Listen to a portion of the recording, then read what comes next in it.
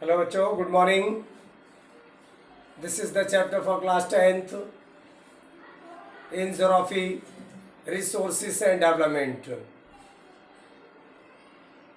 इस चैप्टर में बच्चों आपको पढ़ना है, सीखना है, समझना है हमारे जीवन यापन करने के लिए किन किन चीज़ों का इस्तेमाल हम करते हैं।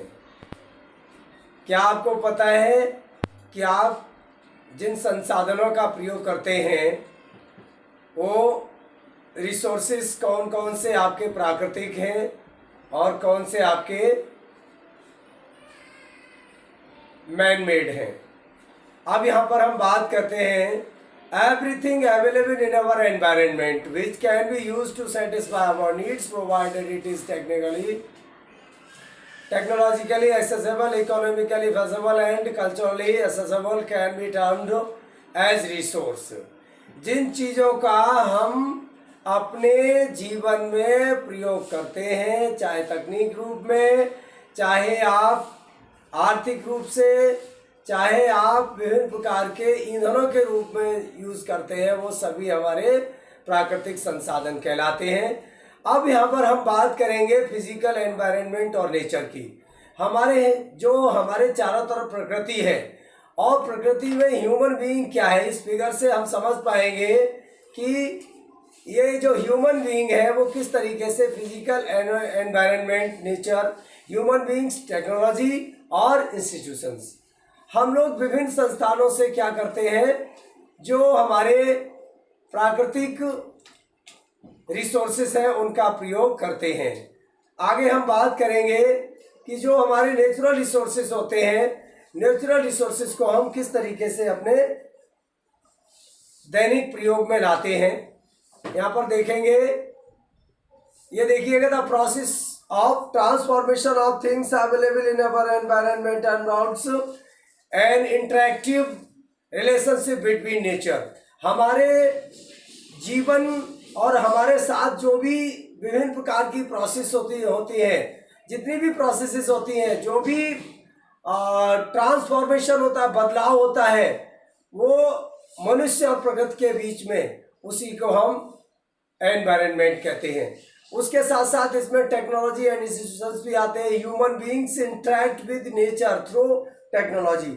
मनुष्य ने क्या किया है, प्रकृति के साथ जो छेड़छाड़ की है, प्रकृति से जो भी चीज़ें स्वीकार कर रहा है, कुछ तो डायरेक्टली स्वीकार कर रहा है, कुछ टेक्नोलॉजी के जरिए से स्वीकार कर रहा है। जो विभिन्न प्रकार के संस्थान उनके जरिए से हम अचीव कर रहे हैं। जैसे कि डीजल, पेट्रोल हम डायरेक्टली अचीव नहीं कर सकते हैं, डायरेक्टली हम नहीं निकाल सकते, उसके लिए हमें मशीनों की जरूरत पड़ी है to accelerate their economic development. इस तरीके से हमने अपना आर्थिक विकास किया है। आपको पता है क्या, do you think that resources are free gifts of nature as a reserved by many. हमारे पास प्रकृति के द्वारा दिए हुए बिल्कुल निःशुल्क उपहार हैं। प्रकृति एक हमारे लिए निःशुल्क उपहार है और उसने हमें जितने भी संसाधन दिए उसके हमसे किसी भी प्रकार से कोई भी पैसा नहीं लिया। They are not resources are a function of human and activities. और जो ह्यूमन एक्टिविटीज क्या होती है, resources are a function of human activities. विभिन्न प्रकार के जो संसाधन होते हैं वो प्रकृति के द्वारा मनुष्य की जो क्रियाकलाप होते हैं उनके द्वारा समझा जाता है। Human beings themselves are essential components of resources. मनुष्य अपने आप में स्वयं में एक बहुत बड़ा संसाधन है। देखिए कैसे, मैं इसे समझाना चाहता हूँ बच्चों।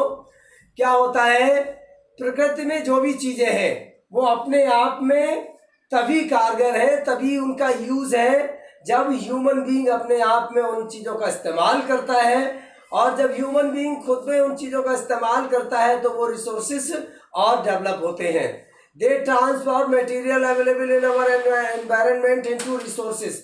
हमारे एनवायरनमेंट में जितने भी मटेरियल हैं वो सारे मटेरियल हम अपने संसाधन के रूप में उन्हें प्रयोग कर लेते हैं।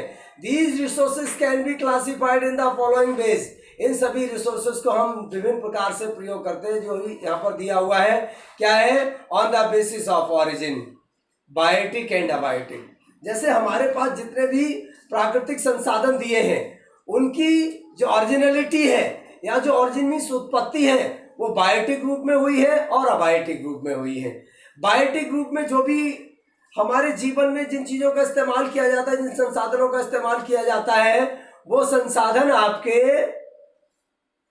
बायोटिक का मतलब जिनमें जीवन होता है, जो सांस लेते हैं, और अबायोटिक का मतलब जिनमें जीवन नहीं होता, जो सांस नहीं लेते। On the basis of accessibility, renewable and non renewable. अब हम बात करते हैं हमारे पास जो विभिन्न प्रकार के रिसोर्सेज, उनका अस्तित्व क्या है, किस प्रकार से उनका अस्तित्व है। अस्तित्व की जब हम बात करते हैं तो वो रिन्यूएबल होते हैं और नॉन रिन्यूएबल होते हैं। रिन्यूएबल का मतलब होता है जो रिन्यू हो सकते हैं। जैसे उदाहरण के तौर पे रिन्यूएबल रिसोर्सेज वो होते हैं जो रिन्यू हो जाते हैं, जैसे कि प्रतिदिन सनराइज होता है, पानी भी बरसता है, पानी हमारे पास रिन्यू होता है। हम पानी गर्म करते हैं अपने बर्तन में, वो भाप बन करके आसमान में उड़ जाता है तो वो रिन्यू हो जाता है, हवा पर डे चलती है, तो ये रिन्यूएबल रिसोर्सेस है।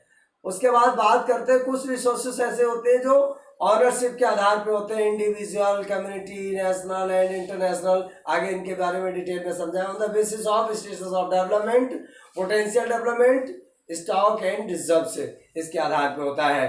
अब बच्चों हम बात करते हैं जो हमारे पास जो भी रिसोर्सेस हैं, रिसोर्सेस को हम इस तरीके से अच्छी तरीके से समझ पाएंगे। यहाँ पर देखिएगा जो हमारे पास रिसोर्सेस हैं, ये रिसोर्सेस आपके सामने दिए हुए हैं, और रिसोर्सेस हमारे कितने हैं, natural resources and human resources. अब हम बात करते हैं सबसे पहले नेचुरल रिसोर्सेस की बात करते हैं। बच्चों ये जो मैप दिया हुआ है इसे हम समझेंगे। जो नेचुरल रिसोर्सेस होते हैं, नेचुरल रिसोर्सेस में रिन्यूएबल होते हैं, नॉन रिन्यूएबल होते हैं। प्रकृति ने हमें डीजल पेट्रोल भी दिया है, प्रकृति ने हमें पेड़ पौधे भी दिए हैं। तो अब ये दोनों चीजें हमें प्रकृति ने दी हैं। प्रकृति ने हमें पानी भी दिया है, प्रकृति ने हमें सनलाइट भी दिया, सोलर लाइट भी दिया है, प्रकृति ने हमें विंड भी दिया है। तो ये सभी चीजें हमें प्रकृति ने दी है। अब ये कुछ इनमें रिन्यूएबल है, कुछ नॉन रिन्यूएबल है। रिन्यूएबल की बात करते हैं, रिन्यूएबल में क्या होता है, कंटिन्यूअस और फ्लो, एग्जाम्पल विंड और वाटर, जैसे कि हवा और पानी हमेशा बहते हैं, ठीक है ना। अब इसमें रिन्यूएबल में बायोलॉजिकल होते हैं। बायोलॉजिकल में मतलब नेचुरल वेजिटेशन और वाइल्ड लाइफ। जैसे कि जो बायोलॉजिकल रिसोर्सेज होते हैं, बायोलॉजिकल रिसोर्सेज टू टाइप्स होते हैं, दोनों एक दूसरे के पूरक होते हैं। जो भी प्राकृतिक संसाधन है वो हम पेड़ पौधे हमारे पास हैं जिनका हम इस्तेमाल करते हैं, हम भी पेड़ पौधों को खाते हैं और जंगली जीव भी पेड़ पौधों को खाते हैं। तो ये दोनों चीजें हमारे आपके प्रयोग के लिए हो गई। उसके बाद रिन्यूएबल रिसोर्सेज की, नॉन रिन्यूएबल रिसोर्सेज की बात करते हैं। नॉन रिन्यूएबल रिसोर्सेज को भी यहाँ पर देखो बच्चों दो भागों में बांटा गया है। कौन कौन से टू पार्ट्स हैं आपके यहाँ पर देख सकते हैं आप। रिसाइकेलेबल, रिसाइकेबल मेटल्स। रिसाइकेबल मेटल्स का मतलब होता है जिन्हें हम रिसाइकिल कर सकते हैं। जैसे कि आपने देखा होगा जो चीज आपके घर से कबाड़ी खरीद के ले जाता है, कबाड़ी वाला आपके यहाँ से लोहा खरीद के ले जाता है, आपके यहाँ से पेपर खरीद के ले जाता है, आपके यहाँ से रबर प्लास्टिक खरीद के ले जाता है, स्टील खरीद के ले जाता है, तांबा खरीद के ले जाता है, जस्ता खरीद के ले जाता है। ये सभी चीजें आपके घर से खरीद के ले जाता है कि नहीं ले जाता है। आप ये समझ लीजिएगा जो कबाड़ी सामान, मैं बहुत अच्छा एग्जाम्पल आपके घर से दे रहा हूँ, कोई भी कबाड़ी आपके यहाँ से जो सामान खरीद करके ले जा रहा है, समझ लीजिए वो रिसाइकेबल होगा। उसके बाद हम बात करते हैं नॉन रिसाइकेबल। नॉन रिसाइकेबल क्या होता है, जैसे कि आप अपने घर में गैस का इस्तेमाल करते हो, जो एलपी गैस इस्तेमाल करते हैं जिसमें हम खाना बनाते हैं, उसके बाद वो एलपी गैस कहाँ चली जाती है हमें दिखाई नहीं देती। लेकिन जो लोहा हम इस्तेमाल करते हैं, जो टेबल आपके घर पे है, चेयर है, लोहे की भी हो सकती है, और इसके अलावा स्टील की भी हो सकती है। जो आपके घर में कई बर्तन होते हैं, वो बर्तन आप कहीं खर्च तो नहीं हो जाते, न जल जाते न खत्म हो जाते, वो जैसे के तैसे ही बने रहते, बस उनमें क्या पुराना नया हो जाता है। तो जो चीजें रिसाइकेबल होती हैं वो नॉन रिन्यूएबल रिसोर्सेज में टू टाइप दिए हुए हैं, तो इनके दो भाग होते हैं, एक रिसाइकेबल होता है और एक नॉन रिसाइकेबल होता है। उसके बाद हम बात करते हैं ह्यूमन एक रिसोर्स है। जैसे नेचर रिसोर्स है उसी तरीके से ह्यूमन भी एक बहुत बड़ा रिसोर्स है, और उस रिसोर्स को हम यहाँ पर देखेंगे वो किस तरीके से, स्ट्रक्चर्स एंड इंस्टीट्यूशंस। जैसे कि ह्यूमन ने क्या किया हुआ है, विभिन्न प्रकार के स्ट्रक्चर्स एस्टेब्लिश किए हैं जो नेचुरल रिसोर्सेज को अपने यूज में लेने के लिए, और क्वांटिटी एंड क्वालिटी, कई चीजें ऐसी हैं हमारे पृथ्वी पर जो रिसोर्सेज के रूप में हमारे साथ हैं, जिन्हें हम किसी संस्थान के द्वारा अपने प्रयोग में लाते हैं। कई चीजें ऐसी हैं जो विदाउट डायरेक्टली हम यूज कर लेते हैं, जैसे कि हम अपने खेत में से कोई भी फसल काट के लाते हैं, जो जैसे हम मूली डायरेक्टली खा लेते हैं, गाजर भी डायरेक्टली खा लेते हैं, और कई फल हैं जो पका के नहीं खाते, डायरेक्ट खाते नहीं, उन्हें रोस्ट करके नहीं खाते हैं। कुछ चीज़ें ऐसी हैं जो रोस्ट करके खाते हैं। तो जो चीज़ें रोस्ट करके खाई जाती हैं, जो चीज़ें बना करके इस्तेमाल की जाती है, वो इंस्टीट्यूशनल वे में जाती हैं, और जो डायरेक्टली यूज़ कर ली जाती है उन्हें इंस्टीट्यूशनल वे की कोई ज़रूरत नहीं होती। अब हम बात करते हैं एक्टिविटी क्या है हमारी, identify at least 2 resources from each category. जैसे कि अभी हमने बताया था टाइप्स ऑफ रिसोर्सेज में आपको बेसिक और ऑरिजिन। बेसिस ऑफ ऑरिजिन, हमारे पास जो भी रिसोर्सेस उनकी उत्पत्ति किसके आधार पे हुई है। बायोटिक रिसोर्सेस जो सांस लेते हैं, जो जीवंत है, जैसे कि आपका फ्लोरा फौना हो गया, ह्यूमन बीइंग हो गया, फिशरीज हो गया, लाइव स्टॉक्स हो गया, ये सभी चीजें क्या है, ये बायोटिक रिसोर्सेस है। बायोटिक रिसोर्सेस वो होते हैं जो सांस नहीं लेते, और जो सांस नहीं लेते जो नॉन लिविंग थिंग्स होते हैं। नॉन लिविंग थिंग्स में आपका कौन सा हो गया, जैसे कि रॉक्स हो गया, मेटल्स हो गया, फॉसिल फ्यूल्स हो गए, ये सभी आपके अबायोटिक रिसोर्सेज हो गए। On the basis of accessibility के आधार पे, जैसे कि अभी आपको बताया था रिन्यूएबल रिसोर्सेज। तो रिन्यूएबल रिसोर्सेज क्या होते हैं बच्चों, the resources which can B renewed और रिप्रोड्यूस्ड बाय फिजिकल, केमिकल और मैकेनिकल प्रोसेस।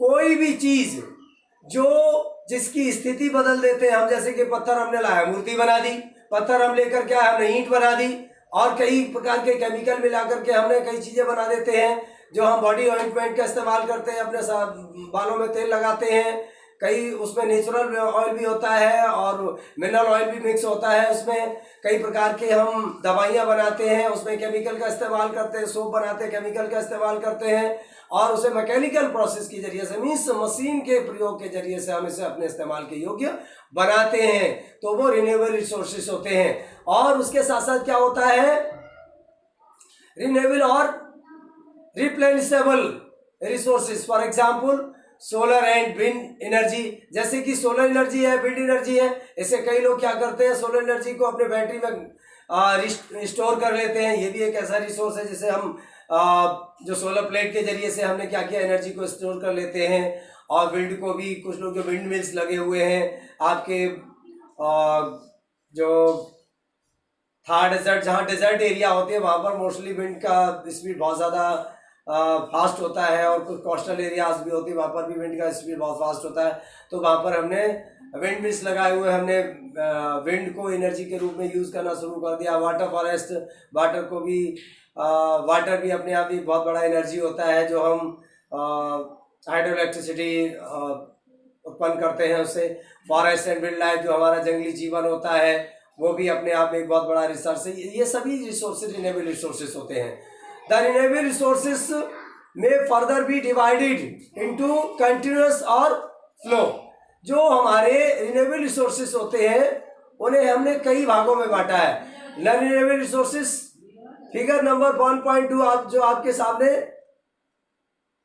दिया हुआ है, इसमें सब डिक्लेयर कर दिया गया है, ठीक है ना। आगे हम बात करते हैं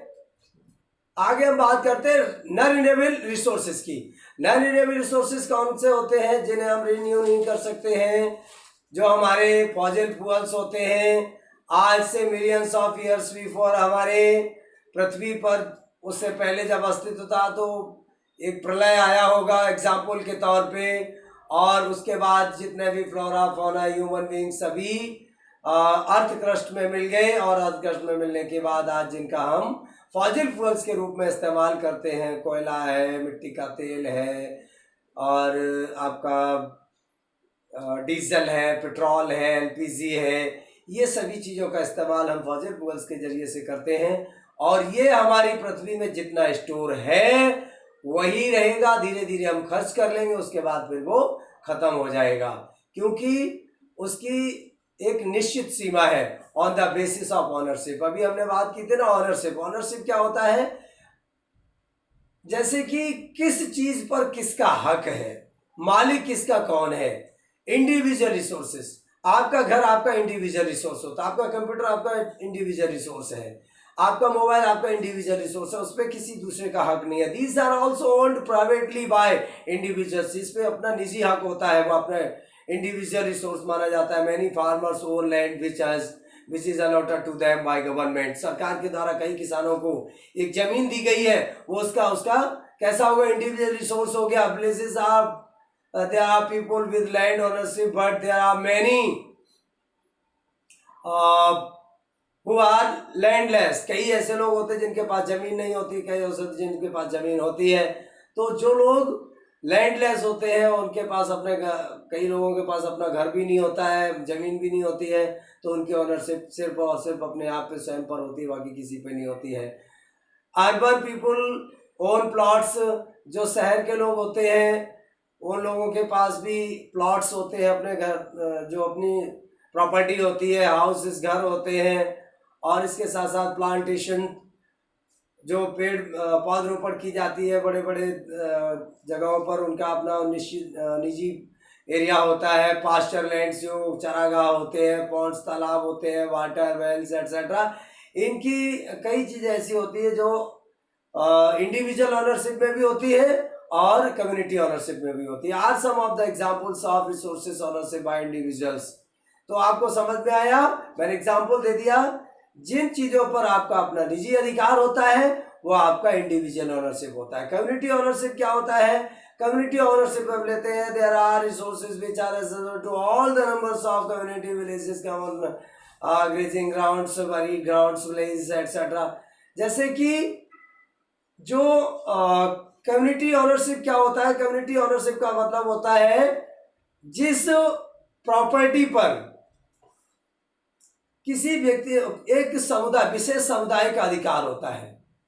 किसी भी प्रॉपर्टी पर एक विशेष समुदाय का अधिकार होता है, वो कम्युनिटी प्रॉपर्टी कहलाती है। और कम्युनिटी प्रॉपर्टी के तहत हम क्या करते हैं, उस पर एक विशेष समुदाय का अधिकार होता है, चाहे वो आपका ग्रास लैंड हो, चाहे आपका टेम्पल हो, चाहे मस्जिद हो, मॉस्क जिसे कहते हैं, चाहे आपका गुरुद्वारा हो एटसेट्रा, जो भी होते हैं। कई लोग अपने इंडिविजुअल टेम्पल भी बनाते हैं, कई लोग कम्युनिटी बेसिस भी टेम्पल बनाते हैं, जैसे टेम्पल होता है, मस्जिद होती है, और ये सभी चीज़ें जो होती है कम्युनिटी बेसिस भी होती हैं। कई जो होते हैं वो पार्क्स वगैरह होते हैं, जैसे कि आप किसी सोसाइटी में रेजिडेंस आपका बना हुआ है, आपका फ्लैट है, तो वहाँ पर जो पार्क बना होता है उस फ्लैट एरिया में, वो कम्युनिटी बेसिस होता है, उतने पूरे समुदाय लोगों का होता है। उसके बाद हम बात करते हैं नेशनल रिसोर्सेज की। नेशनल रिसोर्सेज बच्चों कौन से होते हैं? टेक्निकली वे ये है इसका, जिस जमीन पर, जितने समुद्र पर और जिस एरिया पर किसी पर्टिकुलर कंट्री का अधिकार होता है, पर्टिकुलर देश का अधिकार होता है, जिसे हम राष्ट्रीय संपत्ति भी कहते हैं, राष्ट्रीय संसाधन भी कहते हैं। जैसे कि कई जगह ऐसी होती है, technically all resources belong to the nation. जो संसाधन, जैसे कि डीजल पेट्रोल पूरे इंडिया में कहीं भी निकलेगा, भले ही मेरी जमीन में निकल आए, लेकिन उसमें राष्ट्र का हक हो जाएगा, वो राष्ट्रीय प्रॉपर्टी हो जाएगी, और राष्ट्रीय संसाधन के रूप में जाना जाएगा। Country has legal powers to acquire even provides property of for public good. ये सभी चीजें जो होती हैं वो, जैसे कि आपका सड़कें हो गई, कैनल्स हो गए, रेलवेज हो गई, ये नेशनल प्रॉपर्टी के रूप में आते हैं, या फिर इन्हें यूं भी कर सकते हैं, नेशनल रिसोर्सेस होते हैं।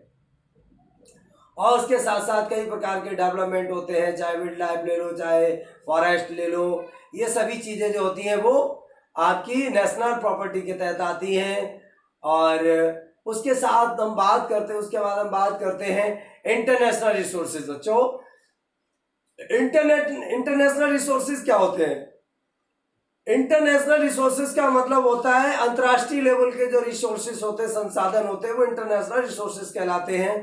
अब हम इंटरनेशनल रिसोर्सेज की जब बात किए हैं तो हमें यहाँ पर समझना पड़ेगा, there are international institutions which regulate some resources, the oceanic resources beyond 200 nautical miles of exclusive economic zone. जैसे कि 200 नॉटिकल माइल्स की एरिया, जैसे कि इंडिया है, और जहां पर समुद्र है वहां पर 200 नॉटिकल माइल्स तक इंडिया का हक है।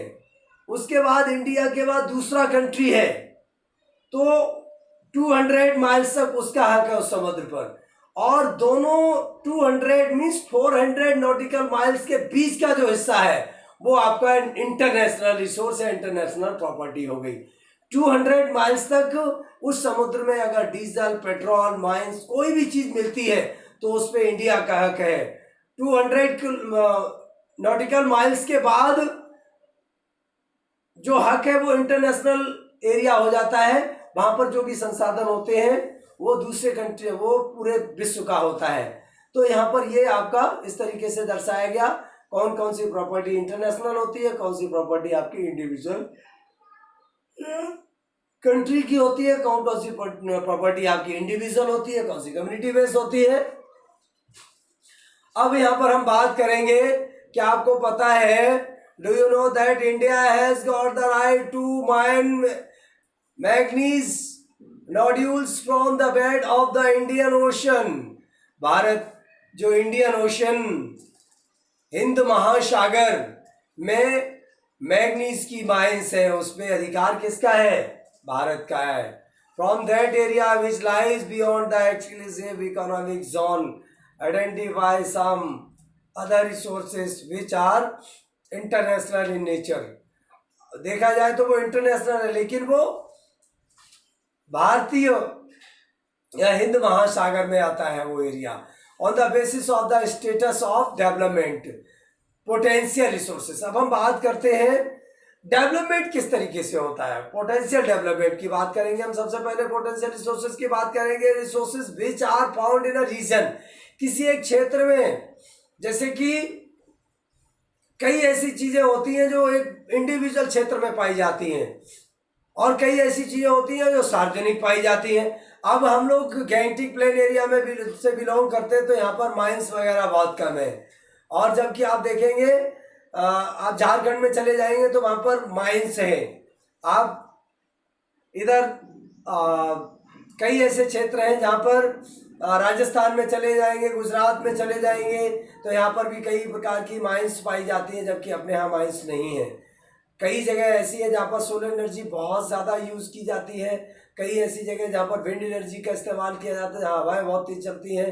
तो ये पोटेंशियल रिसोर्सेज में हो गए वो चीज़ें जो हमें potential for the development wind and solar energy. अब हम बात करते हैं डेवलप्ड रिसोर्सेज। कुछ ऐसे रिसोर्सेज होते हैं जो डेवलप्ड रिसोर्सेज कौन कौन से होते हैं, which are surveyed and their quality and quantity have been determined for utilization। कई प्रकार के प्रयोगों के लिए जिस क्वालिटी का हमने इस्तेमाल किया है, the development of resources depends on technology and level of their feasibility. कई प्रकार के रिसोर्सेज होते हैं, उनकी अपनी तकनीक के आधार पर डिपेंड करता है, उनकी फिजिबिलिटी क्या है इस पे डिपेंड करता है, और किन किन चीज़ों का स्टॉक कहाँ पर कितना पाया जाता है। Materials in the environment which have the potential to satisfy human needs but human beings do not have the appropriate technology to access these are included among stock। for example water is a compound of two gases। जैसे कि पता है पानी जो होता है उसमें दो गैसेस का इस्तेमाल होता है, या फिर दो गैसेस का मिश्रण होता है, हाइड्रोजन एंड ऑक्सीजन। दोनों गैसेस को मिला करके पानी बनता है। Hydrogen can used as a rich source of energy, और हाइड्रोजन का प्रयोग सोर्स ऑफ एनर्जी के रूप में भी किया जाता है। But we do not have advanced technical know how to use it for the purpose. उद्देश्य, किस उद्देश्य के लिए इसका प्रयोग किया जाता है, hence it can be considered as stock. Reserves कहाँ कहाँ इसका होता है, are the subset of stock which can be put into use which the help of existing technical know how but their use has not been started। These can be used for meeting future requirements। River water can be used for generating hydroelectric power, but presently it is being utilized only to limited extent। Thus the water in the dams forest etcetera is the reserve which can be used in the future. आप देखते हैं hydro electricity का use वो development किया जाता है, generating किया जाता है किसके जरिए से, डैम्स के जरिए से किया जाता है। बच्चों आपको पता होगा, हो सकता है आपने कोई बांध अभी तक देखा हो। बांध का प्रयोग क्या होता है, जो भी नदी से पानी आता है उस नदी के पानी को हम क्या करते हैं, एक डैम बनाते हैं, डैम बनाकर उस पानी को रोक लेते हैं, उसके बाद फिर उसे उसके जरिए से हम कैनल्स भी बनाते हैं और हाइड्रो इलेक्ट्रिसिटी भी प्रोड्यूस करते हैं। इसका इस्तेमाल इस तरीके से किया जाता है। Prepare a list of stock and reserve resources that you are familiar with from your local area. हमें क्या करना है, आपके पास पड़ोस में कौन कौन से स्टॉक है, उनका क्या क्या इस्तेमाल कर सकते हैं, वो आप तैयारी करिएगा, प्रैक्टिकल करिएगा। डेवलपमेंट ऑफ रिसोर्सेज की बात करते हैं। Resources are vital for human survival as well as for maintaining the quality of life. जीवन के आधार पर डिपेंड करता है किन किन प्रकार के रिसोर्सेज का इस्तेमाल हम किन किन रूपों में करते हैं। It was believe that resources are free gifts of nature. पहले ही बताया जा चुका है कि जितने भी रिसोर्सेज हैं हमारे लिए प्राकृतिक रूप से ये फ्री ऑफ कॉस्ट हैं, और एक हमारे लिए एक ऐसा उपहार है जो कि हमें निःशुल्क मिला हुआ है। As a result human beings use them indiscriminately and this has led to the following major problems। और मनुष्य क्या करता है, विभिन्न प्रकार के जो ह्यूमन रिसोर्सेस हैं, जो नेचुरल रिसोर्सेस हैं, उनका इस तरीके से प्रयोग कर रहा है कि वो हमें आगे आने वाले समय में बहुत बड़ी समस्याएं हो सकती हैं और इससे हमें कई प्रकार की प्रॉब्लम्स क्रिएट हो सकती हैं। Depletion of resources for satisfying the greed of a few individuals. और जो लगातार डिप्लीशन ऑफ रिसोर्सेस, हम जो विभिन्न प्रकार के संसाधनों का जो डिप्लीशन कर रहे हैं, लगातार जो प्रयोग कर रहे हैं, और अपने लालच के तहत हम लोगों को इतना लालच हो गया है, उसके तहत जो भी हम लगातार मिसयूज करते चले जा रहे हैं, ये सबसे ज्यादा खतरा हो सकता है। Accumulation of resources in few hands which in turn divided the society into two segment, that is haves and have nots और रिच एंड पुअर। कुछ सोसाइटी जिनके पास इंडस्ट्री है वो विभिन्न प्रकार के संसाधनों का इस तरीके से दुरुपयोग कर रहे हैं, जबकि कुछ लोग उसका प्रयोग बिल्कुल भी नहीं कर पा रहे हैं। तो ये जो हमारे अंदर हमने एक लालच अपने अंदर पैदा कर लिया है कि जितना ज़्यादा हम संसाधनों का प्रयोग कर लेंगे उतने ही बड़े हम रिच पर्सन हो जाएंगे। तो अपने आप को रिच पर्सन बनाने के लिए हमने क्या किया हुआ है, विभिन्न प्रकार का संसाधनों का प्रयोग लगातार करते चले जा रहे हैं। यहाँ पर हम एक्टिविटी देखेंगे। Imagine if the oil supply gets exhausted. सोच लीजिएगा, समझ लीजिएगा, अगर हमारे जीवन में जो हम लगातार मिनरल ऑयल्स का यूज़ करते हैं, जो हम फ्यूल्स का इस्तेमाल करते हैं, अगर हमारे जीवन में ये ऑयल या फिर ये फ्यूल ख़त्म हो गया तो जीवन कैसा होगा। सेकेंड नंबर है plan a survey in your colony village.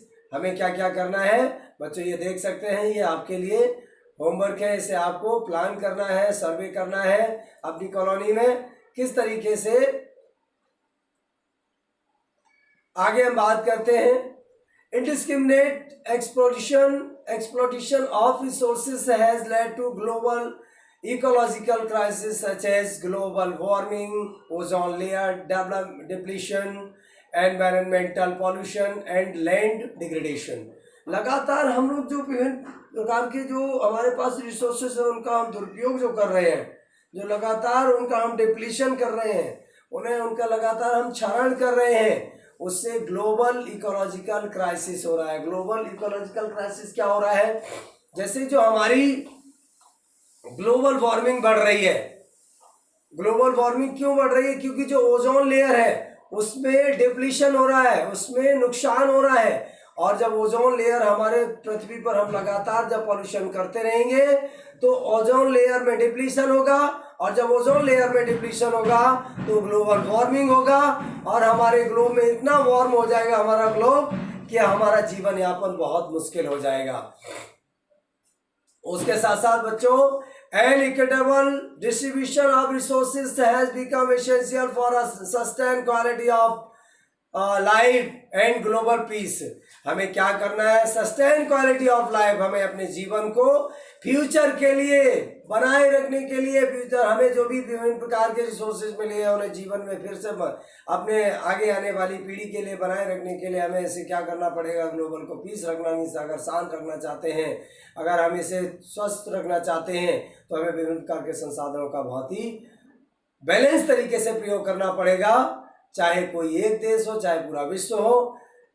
इससे पूरा प्लैनेट डेंजर में आ जाएगा, खतरे में आ जाएगा। Therefore resource planning is essential. इसलिए हमारे पास जितने भी रिसोर्स हैं उनकी प्लानिंग मीन्स उनकी योजनाबद्ध तरीके से उन्हें यूज करना और उन्हें अपने भविष्य के लिए बनाए रखना, फ्यूचर लाइफ के लिए बनाए रखना, यही हमारे बहुत बड़ा जरूरी चीज़ है। इसलिए हमें क्या सोचना पड़ेगा, sustainable existence is a component of sustainable development. अगर हम भविष्य को देख करके विभिन्न प्रकार के संसाधनों का खर्च करते हैं तो निश्चित रूप से हम भविष्य को बनाने की कोशिश करते हैं। बच्चों, यहाँ पर सस्टेनेबल डेवलपमेंट क्या होता है? सस्टेनेबल डेवलपमेंट का मतलब होता है कोई भी चीज़ जो हम इस तरीके से प्रयोग करें कि आगे आने वाली भावी पीढ़ी के लिए, अपनी जनरेशन के लिए बचा के रखें, वो हमारे लिए एक सस्टेनेबल डेवलपमेंट माना जाता है। आगे चलते हैं बच्चों, आगे देखिएगा, आपका है रिसोर्स प्लानिंग। अब विभिन्न प्रकार के हमारे पास जो संसाधन उनको हमें प्लान कैसे करना है, उन्हें हमें किस तरीके से इस्तेमाल करना है। सभी लोग जानते हैं कि ये जो जुडिशियस यूज ऑफ रिसोर्सेस, हमें अपने जितने भी रिसोर्सेस उन्हें जुडिशियस वे में यूज करना पड़ेगा, बैलेंस तरीके से प्रयोग करना पड़ेगा। हम किसी भी तरीके से उन्हें इस तरीके से प्रयोग करें कि आगे आने वाले फ्यूचर में हमारे साथ ये बनी रहे हर चीज़ें।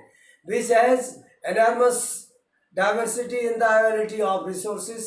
कई प्रकार के हमारे पास रिसोर्सेज अवेलेबल हैं और जो भी इस रिसोर्सेज हमारे पास अवेलेबल हैं उन सारे रिसोर्सेज को हम बैलेंस तरीके से प्रयोग करेंगे। अगर हम रिसोर्स प्लानिंग बनाते हैं तो रिसोर्स प्लानिंग के जरिए से हमारे पास ये सभी चीज़ें हमारे साथ भी रहेंगी और हमारे आगे आने वाली पीढ़ी के लिए भी रहेंगी। उदाहरण के तौर पे जैसे कि झारखंड है, छत्तीसगढ़ है, मध्य प्रदेश है, यहाँ पर कई प्रकार की मिनरल्स जो है वो बहुत ही रिच वे में है। यहाँ पर कोल्ड डिपॉजिट्स है, अरुणाचल प्रदेश है, abundance of water resources, Arunachal Pradesh में पानी का बहुत, वहाँ पर लेक्स बहुत हैं और वहाँ का जो इंफ्रास्ट्रक्चर वे है बहुत मजबूत है, हरा भरा रहता है।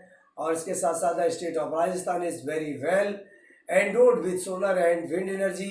राजस्थान में आप चले जाइएगा, वहाँ पर पानी की मात्रा बहुत कम मिलेगी लेकिन विंड और सोलर एनर्जी ज़बरदस्त है। वहाँ पर वाटर रिसोर्सेज की बहुत बड़ी कमी है। तो कहीं ना कहीं आप देख सकते हैं जो डिस्ट्रीब्यूशन ऑफ डिफरेंट रिसोर्सेज है वो भी अपने आप में बहुत ही यूनिक चीज़ है।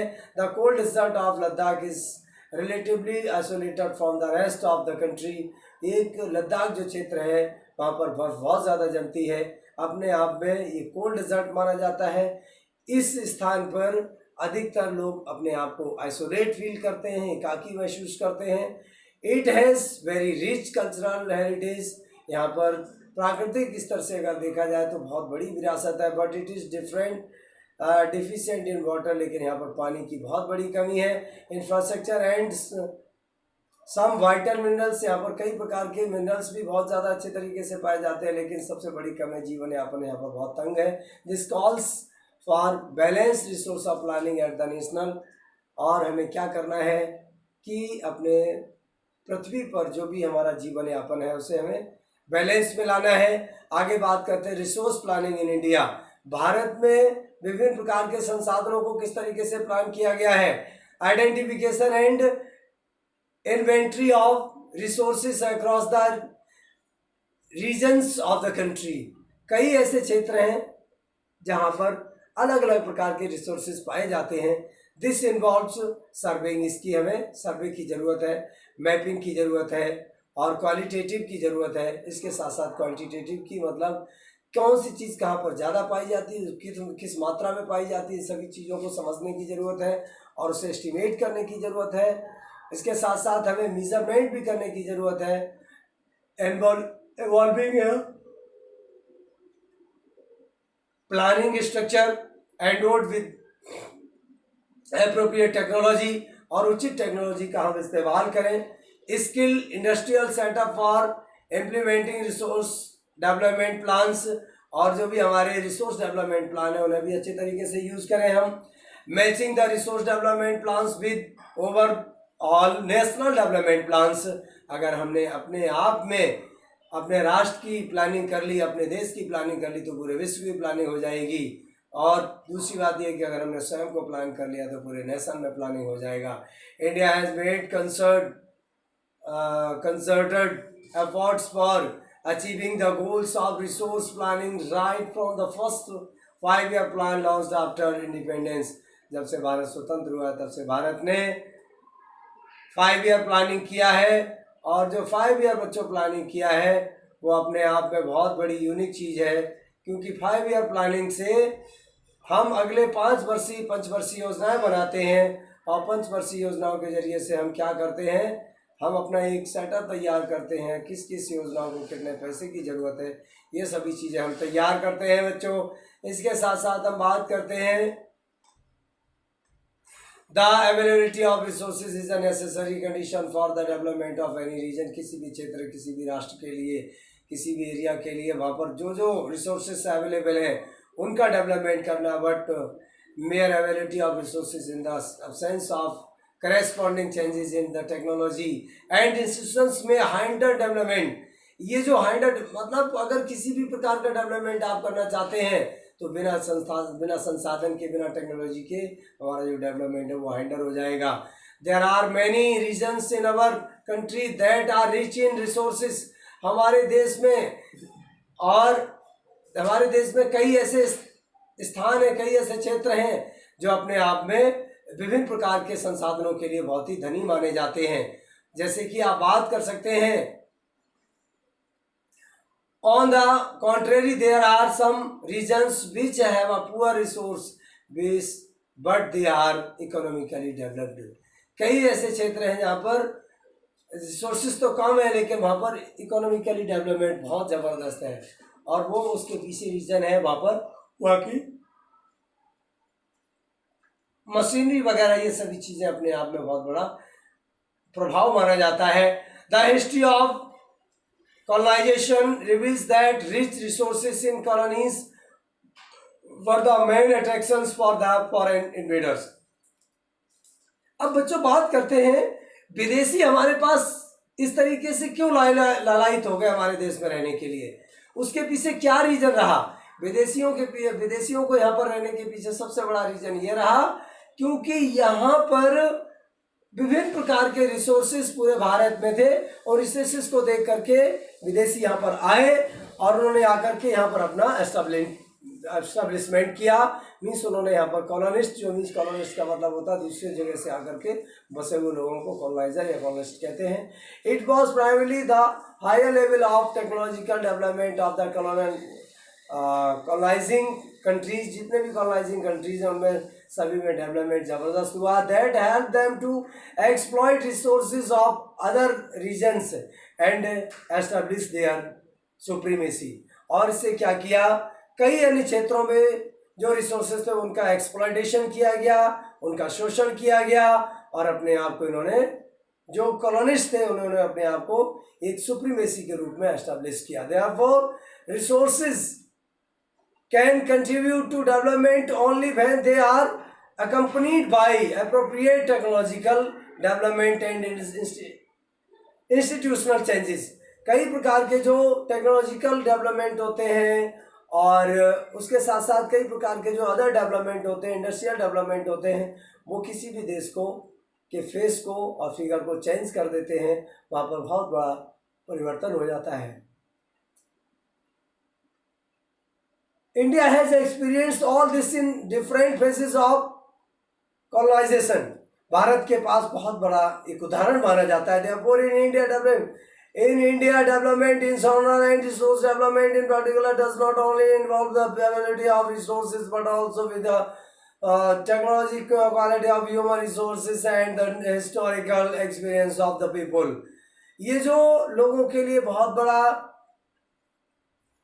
अनुभव माना गया है कि जितना लोगों ने विभिन्न प्रकार के संसाधनों को तकनीकी के स्तर पे लिया है उतना ही लोग आगे बढ़ते चले गए हैं। कंजर्वेशन ऑफ रिसोर्सेज, अब हमें क्या करना है, विभिन्न प्रकार के रिसोर्सेज को कंजर्व भी करना है। अगर हमने कंजर्व करने की कोशिश नहीं की तो हमारे पास आगे आने वाली फ्यूचर के जनरेशन के लिए हमारे पास कुछ भी नहीं रहेगा। Resources are vital for any developmental activities, जो कई प्रकार की डेवलपमेंटल एक्टिविटीज होती हैं, जो विकास की क्रियाकलाप होते हैं, उनमें सब में काम आती है। But international consumption and over utilisation of resources may lead to socio economic, और अगर किसी भी चीज़ का हम ज़्यादा प्रयोग करते हैं, इसे उपयोग कर सकते हैं, दुरुपयोग करते हैं, तो निश्चित रूप से आगे आने वाली सोसाइटी के लिए हमारे पास कुछ नहीं बचेगा और इसी से हम अपने आप को नष्ट कर लेंगे। ओवर यूटिलाइजेशन बहुत ही ज़्यादा खतरनाक होता है। हमें क्या करना है, socio economic and environmental problems को समझना पड़ेगा।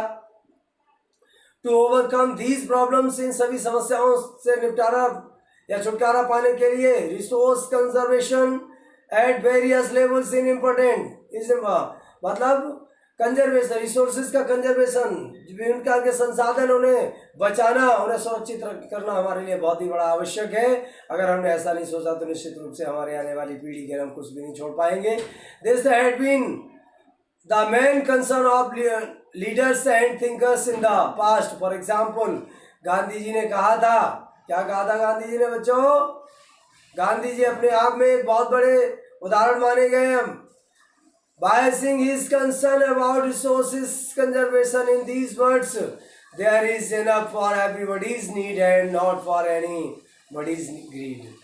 सभी की पर्याप्त मात्रा में आवश्यकता के लिए हमारे पास है, बहुत कुछ है, लेकिन अगर कोई व्यक्ति लालच करने लगे तो लालच का कोई भी हमारे पास इलाज नहीं है। गांधी जी ने कहा था, क्या कहा था? ये देखिए बच्चों, यहाँ पर कहा था गांधी जी ने कि हमारे पास जितने भी संसाधन हैं वो संसाधन हमारे पास पर्याप्त तो हैं। ये देखिए यहाँ पर कहा था, there is enough for everybody's need. हमारे पास जो भी संसाधन हैं वो सभी की आवश्यकताओं के लिए तो पर्याप्त हैं, लेकिन है क्या कि अगर किसी का लालच किसी वस्तु के प्रति हो जाए तो उसके संसाधन उसके लिए नहीं है। He placed the greedy and selfishness individuals and exploitative nature of modern technology as the root cause for resource development at the global level।